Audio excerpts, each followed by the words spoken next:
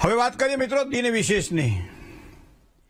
દિન વિશેષની અંદર આપણે જાણવું છે આજે કે શું કરીએ તો સારો લાભ થાય. તો દરેક વ્યક્તિ અલગ અલગ પ્રયત્ન કરતા હોય છે. તો ઘણી વખત આપણને એમ લાગે કે આ પંચ જે ધાતુ જે છે, અષ્ટ જે ધાતુ છે, એમાં કઈ રાશિને કઈ ધાતુ સારો લાભ કરાવડાવે.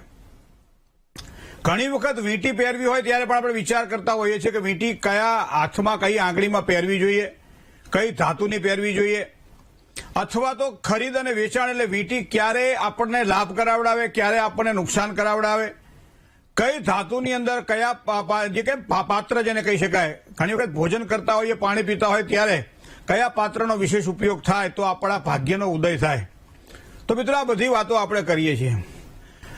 આપણા ગુજરાતી સાહિત્યની અંદર એક વાત આ એટલા માટે મને આજે યાદ આવ્યું ધાતુનું, કે ધાતુ વિશે આમ સામાન્ય રીતે જ્યોતિષનો વિષય તો ખરો, કારણ કે ગ્રહો અંદર સમાયેલા છે માટે.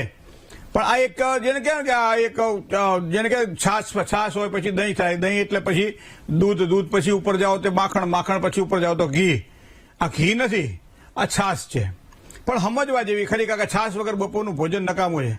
તક્રમ સક્રસ્ય દુર્લભમ, તક્ર એટલે છાશ, દેવોને પણ દુર્લભ છે. એમ ક્યારેક નાની વાતો પણ આપણા જીવનમાં જો વણાઈ જાય અને પછી જો આપણે એનો ઉપયોગ કરીએ તો સારા ફળની પ્રાપ્તિ થાય છે. એ જ્યોતિષની અંદર આજના આ વિષયની આટલી જ વાત છે મિત્રો, કે કઈ ધાતુ મને લાભ કરાવડાવે. તો એટલા માટે બહુ સરસ યાદ આવ્યું કે કર પર પહેરે કળા પણ કર પર કર ધરે નહીં તો માણસ નહીં મળા, હાચું હરઠિયો વણે.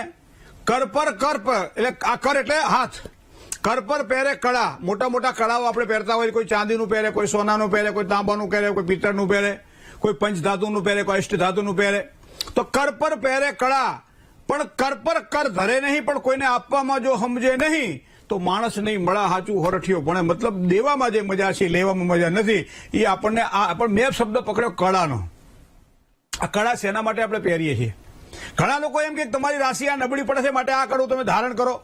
ઘણા લોકો કહે છે કે તમે એક કામ કરો, તમારે આ નબળો ગ્રહ પડે છે તો તમે આ ધાતુની તમે એક અંગૂઠી બનાવીને પહેરો. આપણે હિન્દીમાં એને છલ્લું કે, આપણે એને રિંગ કહીએ, અંગૂઠી કહીએ, અંગ્રેજીમાં એને રિંગ કહેવાય. તો સામાન્ય રિંગ પણ વગર કોઈ પણ જાતના નંગ વગર, રત્ન વગર પહેરી શકાય છે. તો એ પ્રમાણે કઈ રાશિને એ લેણે થાય, કઈ રાશિને અલેણે થાય. ક્યારેક અમુક વ્યક્તિઓ પહેરે કે આ મેં આ પહેર્યું હતું ને મહારાજ, પછી મને બહુ નુકસાન થયું અને 3 મહિના સુધી તો મેં ભયંકર પારાવાર પરેશાની ભોગવીને પછી મેં કાઢી નાખ્યું. હવે 2 મહિનાથી મને શાંતિ છે. તો એનો મતલબ એવો થાય કે રત્ન એને ફળ્યું નથી. અને ઘણા લોકો એમ કે આ એક સામાન્ય ચાંદીની વીંટી મેં ટચની આંગળીમાં ધારણ કરી હતી સામાન્ય, અને એ ચાંદીની વીંટી મને ખૂબ સારો લાભ કરાવ્યો. ચાંદીની ચેનની અંદર એક ચાંદીની સારી રિંગ બનાવી અને મેં પહેરી હતી, અને એના કારણે મારા વ્યવસાયમાં વૃદ્ધિ થઈ. લગ્ન નહોતા થતા તો તાંબાની વીંટી સોનાના વીંટીની સાથે મેં ભેગી કરી અને એને બનાવી દીધું સરસ મજાની છે, અને એ પ્રમાણે મેં ધારણ કરી હતી. જમણાથી ત્રીજી આંગળી મને લાભ થયો. આ બધી વસ્તુ આપણને જાણવા મળે. તો એનો મતલબ એવો થાય કે ક્યાંક ને ક્યાંક આપણી સાથે સંકળાયેલા આ વ્યવહારિક જેને કહેવાય જીવનની અંદર એ ધાતુ બહુ ઉપયોગી થાય છે. તો મિત્રો આજે આપણે વાત કરવી છે કે કઈ ધાતુ ક્યારે ફાયદો કરાવડાવે. હવે સામાન્ય રીતે ધાતુ આપણે ક્યાં પહેરતા હોઈએ છીએ? આમ તો એમ કહેવાય છે કે બહેનોના 16 શણગાર હોય છે. શોભે છે શણગાર, કંઠે મોતીડાની માળ, કાને કુંડળ 4, પગમાં ઝાંઝરનો જણકાર. આ બધા અલગ અલગ પ્રકારની મુદ્રાઓ છે. કેળમાં કંદોરો હોય, બરાબર, એ પણ ચાંદીનો હોય. પગમાં માછલી હોય, અથવા તો નાના છલ્લા જોવા મળે આપણને. એ ઉપરાંત તમે જુઓ તો ઝાંઝર કે સાંકડા જોવા મળે આપણને, બરાબર છે. અલગ અલગ પ્રકારના ધાતુ અને રત્નો જોવા મળે. બંગડીઓથી માંડી અને જયારે એમ કહેવાય કે અમુક ઉંમર પછી એને સોનાની બંગડી પહેરાતી હોય છે, તો એ બંગડીઓની પેલી વસ્તુ જોવા મળે આપણને. તો આ બધી વસ્તુઓ શેના કારણે થયા? કાનની અંદર જાઓ તો તમને ઝુમર જોવા મળે, અથવા તો કડી જોવા મળે. આ બહેનોની વાત છે. ભાઈઓમાં પણ તમે જોજો કે અલગ અલગ પ્રકારની રત્નોની ધારણ કરેલી અમુક મુદ્રિકાઓ એના હાથમાં તમને જોવા મળે. કોઈએ ગુરુનું રત્ન ધારણ કર્યું હોય, કોઈ સૂર્યનું રત્ન ધારણ કર્યું હોય, કોઈ શનિનું રત્ન ધારણ કર્યું હોય. વધારે પાપાક્રાંત બનતો રાહુ જયારે પીડા આપતો હોય ત્યારે રાહુનું રત્ન ધારણ કર્યું હોય. તો આ પ્રમાણે રત્ન પણ ધારણ કરવાની જે ક્રિયાઓ જે છે પણ એ મતલબ ફળવી જોઈએ. જન્મ કુંડળીમાં રહેલા ગ્રહોના આધારે જન્મ લગ્નથી જોઈ શકાય છે કે જયારે ગ્રહો દૂષિત બનતા હોય ત્યારે એનું રત્ન ધારણ કરવું જોઈએ. કેન્દ્ર અને ત્રિકોણનો માલિક જયારે 6ઠા, 8મા કે 12મા સ્થાનમાં ખાડામાં પડેલો હોય ત્યારે એનું રત્ન ધારણ કરવું જોઈએ. 1, 5, 7 અથવા તો 9નો સ્વામી જ્યારે ખાડામાં પડેલો હોય ત્યારે એનું રત્ન ધારણ કરવું જોઈએ. એ ઉપરાંત 6, 8 અને 12ના સ્વામી જ્યારે કેન્દ્રમાં પડ્યા હોય ત્યારે એનું રત્ન ધારણ કરવું જોઈએ. 3 રત્ન ખાસ ધારણ કરવાનું ઘણા બધા જ્યોતિષો સૂચન કરતા હોય છે. લગ્ન સ્થાનનો જે માલિક હોય તે 5મું સ્થાન અને 9મું સ્થાન જેને કેન્દ્ર ત્રિકોણ કહેવામાં આવે છે, કેન્દ્ર ત્રિકોણના માલિકના રત્નો ધારણ કરવા જોઈએ. આ બધી વસ્તુઓ જ્યોતિષના આધારે છે મિત્રો. પણ આપણે તો દૈનિક જીવનની અંદર તમે જો અમુક જ્ઞાતિઓમાં તમે જોજો, અમુક સમાજમાં તમે જોજો, જો એના હાથમાં કળા અલગ અલગ પ્રકારના જોવા મળે અને કળા ઉપરથી ખબર પડે કે આ કયા સમાજમાંથી આવે છે, એનું એક ચિહ્ન છે, એનું એક દર્શન છે મિત્રો. તો આ વસ્તુ આપણે આજે જાણવી છે કે ક્યાં ક્યાં આપણે આ ધાતુ ધારણ કરી શકાય. તો પહેલા તો તમે હાથની અંદર રિંગ સ્વરૂપે આ ધાતુને ધારણ કરી શકો છો. ક્યારેક તમે જુઓ તો ગળાની અંદર, ચેનની અંદર આ ધાતુ તમે ધારણ કરી શકો છો. ક્યારેક જુઓ તો આંગળીઓની અંદર જે મધ્ય ભાગ જે છે ત્યાં તમે આ ધાતુ તમને જોવા મળશે. તો આ પ્રમાણે દરેક વસ્તુની અલગ અલગ છે. હવે તમને એ ખબર છે, હું તમને કહું, લોકોને પાણી પીવાનું હોય અને આ ઉનાળાની અંદર ઠંડુ પાણી જોતું હોય અને બોટલનો ઉપયોગ કરવાનો હોય તો એ બોટલ કયા ધાતુમાંથી લોકો વધારે પસંદ કરે છે? તાંબામાં પાણી પીવો તો સારી સફળતા મળે.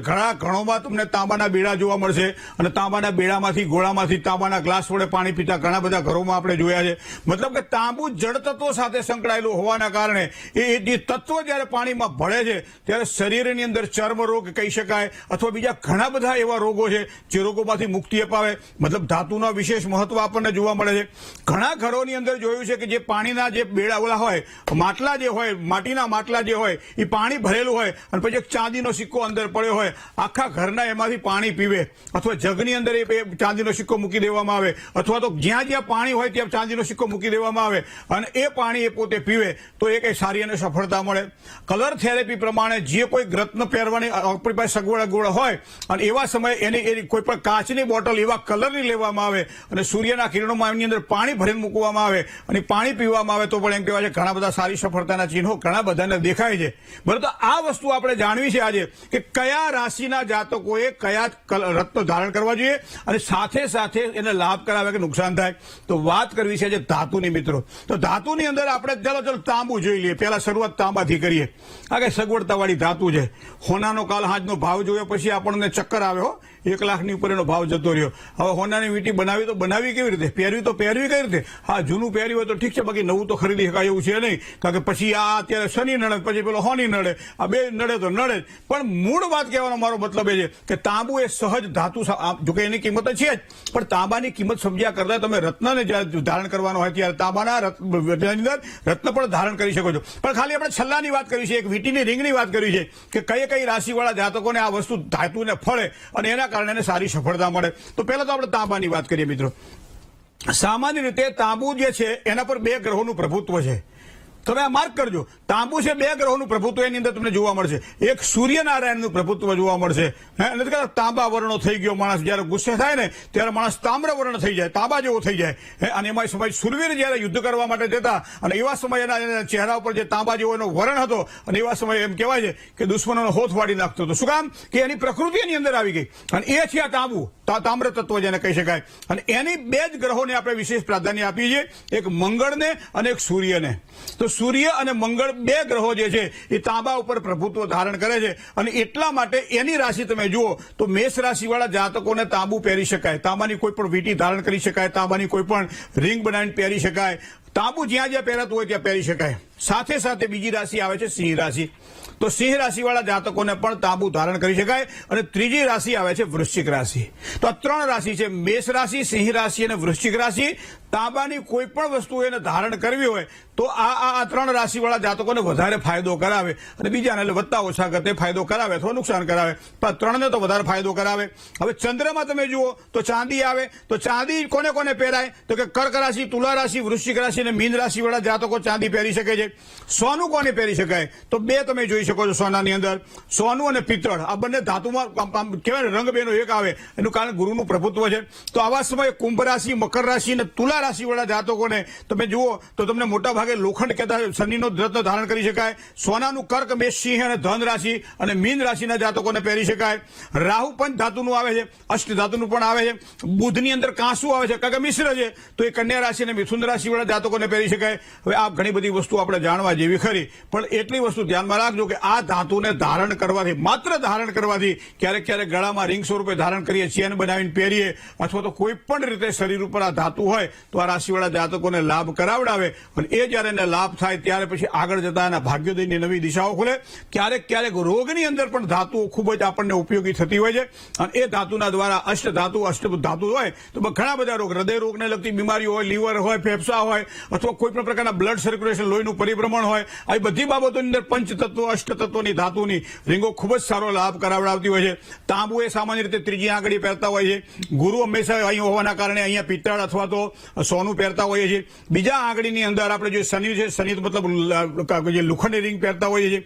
બુધ જે છે અહીંયા તો એનો મતલબ એવો થાય કે અહીંયા આપણે કાંસુ અથવા મિશ્ર ધાતુ પહેરતા હોઈએ છીએ. ચંદ્ર છે તો અહીંયા છે તો ચંદ્રમાં પણ અહીંયા ચાંદીનું રત્ન ધારણ કરતા હોઈએ છીએ. તો આ બધી વસ્તુઓ ધારણ કરવાથી સારી સફળતા મળે છે. આજકાલ એક ટ્રેન્ડ બન્યો છે કે દરેક મોટા ભાગના અમુક જગ્યાએ જોઈએ ત્યારે અહીં અંગૂઠાની અંદર એક રીંગ પહેરતા આપણને જોવા મળે છે, અને બધાનું એવું કહે છે કે શુક્ર હોવાના કારણે અંગૂઠામાં પહેરી શકાય. પછી તો હવે ક્યાંય લખ્યું નથી, પણ દરેક રીતે પોતાની રીતે કરતા હોય છે અને એનું સારું સુખ ભોગવતા પણ હોય છે. પણ આ મહત્વનું ખૂબ છે કે વિજ્ઞાન સાથે જોડાયેલી છે ધાતુ, અને એના કારણે ગ્રહોના બળના આધારે કઈ ધાતુ ક્યારે ધારણ કરવી જોઈએ એ એક વખત જો આપણને આઈડિયા આવી જાય તો ચોક્કસ એમાંથી કંઈક સારી સફળતા આપણે પ્રાપ્ત કરી શકીએ છીએ. જય ગણેશ.